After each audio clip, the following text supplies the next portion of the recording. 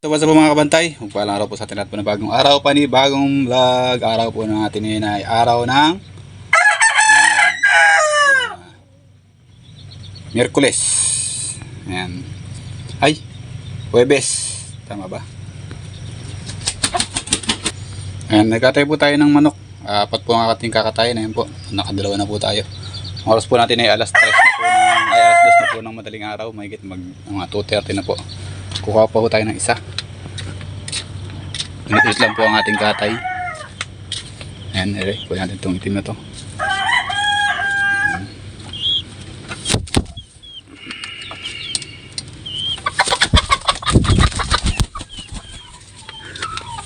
So isa na lang, apat lang ating kakatayin.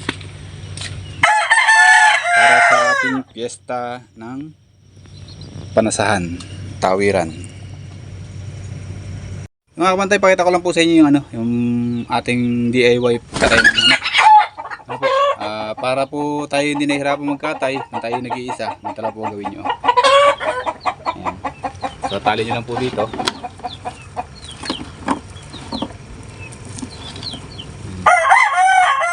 Tali nyo lang po yung paa para po hindi pumiglas. Ayan. Saka po punin nyo yung ulo dito.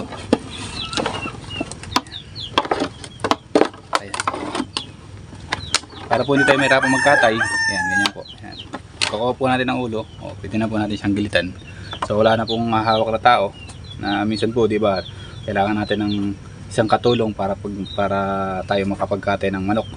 Ngayon po, hindi na po natin kailangan. Meron po tayong DIY na katulong. Tatali lang po natin paa. Itusot natin po dito sa butas yung ulo. Ito po ay Wilkins. O basta to. Container ng Wilkins. Butasan lang natin, tanggalin natin yung pinakatakip dito para pumasya yung ulo. Ayan, tsaka po natin hiwain ha. Pagkahiwain na po natin, ayan, wala na pong problema yan. Kaya na po natin magkatay kahit tayo mag-isa. Inunok lang po sa inyo, pinalex ko lang po sa inyo o paano yung ating katayan. Pinakita ko lang po sa inyo para aware kayo at kung kayo mag-isang nagkakatay, nahihirapan kayo. Ayan, ganito lang po ang gawin nyo para hindi po kayo mahirapan na magkatay mag-isa ng manok ng mga kabantay. So mga kabantay, tapos na tayo magkatay. Ito na po yung ating nakatay, apat po yan. So magtatadtaran na po tayo. Tadtarin lang po natin ito ng tara na, let's go na, tadtaran tayo. Pumpaan, hindi po natin tatapon kasi sarap po itong kasama sa ang luto nga po natin ito ay dinuguan kabantay. Fiesta po sa amin, so magtatry po akong magdinuguan na manok. Yan po ang ating panghanda. Try lang po natin kung ano po magiging nila kasi po meron pong tayong bisita ng nakaraan dito, panauhin.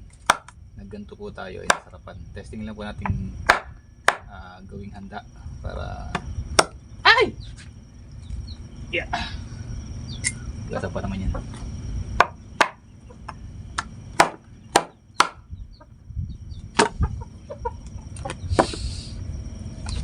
Para lang pumala natin kung pwede siyang ipanghanda.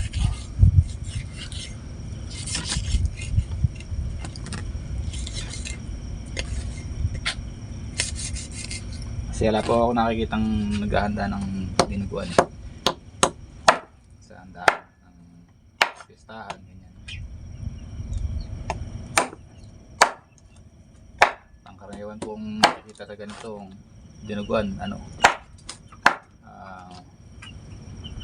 okasyon ng mga kasal yan, birthday, yun naman yung mga dinuguan panghanda. So dito, fiesta. Subukan natin dinuguan.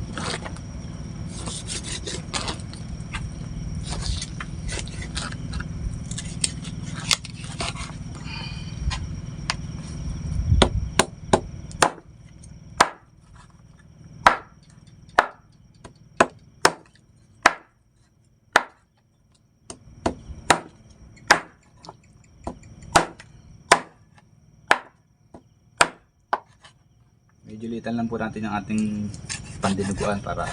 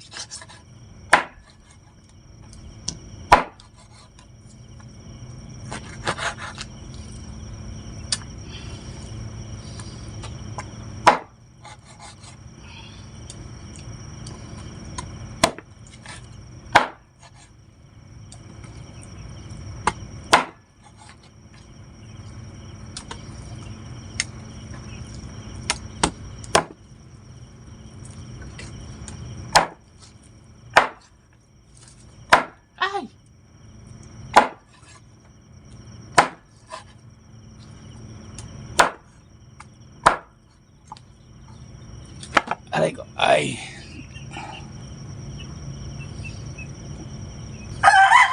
Ito na po mga kabantay, ang ating natadtad. Siguro nasa 4 na kilo dito, mahigit. Ayan, o 5 kilo. Tapos ito, sasama rin ito natin sa dinuguan. Lilinisin natin to. Tara, hugasan natin ito para maisalong na, mapakuluan. Para pagkapakulo ay sasangkutsa natin. Tuloy sangkutsa gisa, ganyan pa ganyan.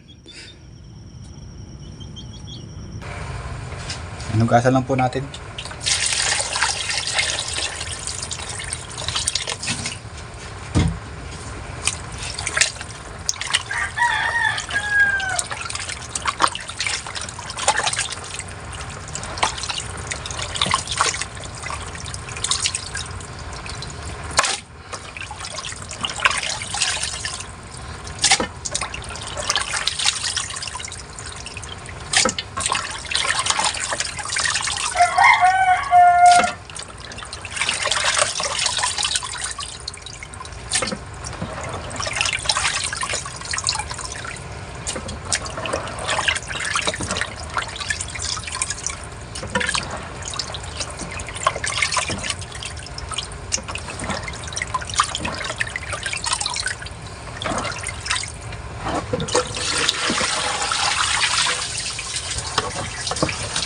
Saluhin natin. Isang hugas pa.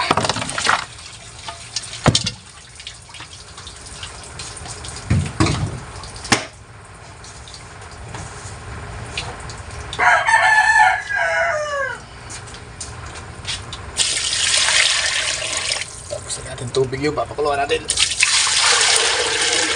Yan.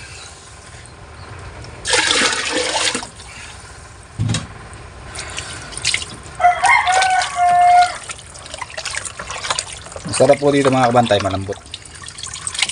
Ayoko po yung makipaglaban sa ano. Luto na nga, makipaglaban ka pa.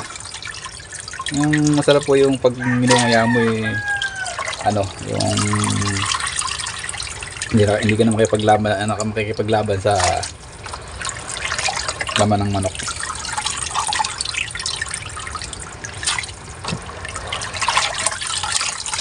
Siguro mga 2 oras, 2 oras, kakuluan yan. Kasi native po ito eh. Mahirap medyo makunat-kunat po native. Hindi ka paras po ng manok na 45 days na madali siyang malambutin. So ayan mga kabantay, magkait lang muna tayo ng ng luya. Ayan, lagyan natin luya. Ako po sa luya po ay dinudurog ko po yung minamalit-malit ko para kahit po sama siya sa gisa ay kasi po pagka ako naggaganyan dinuguan, ayan, lalo po pagka ganitong manok kasama na po sa gisa yung luya, hindi na po natin tatanggalin yan. Tapos magpapanibagong tad-tad po ulit tayo ng luya panggisa. Ayan, so tara, pakulo natin. So ayan po, sindihan na po natin yung kalat natin, gasol. Ayan, tapos takpan po natin. Ayan. So hintayin po natin lumambot. Pagka lambot po niyan, sasangkot siya po natin yan.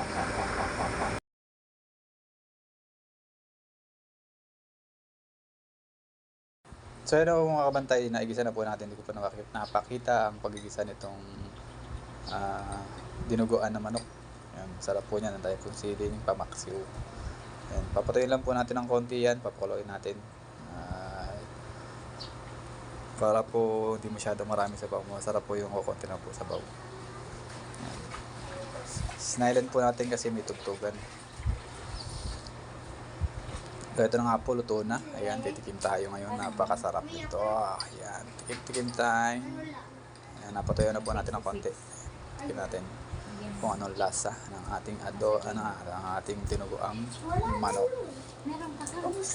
So ito na nga po, titikim na naman.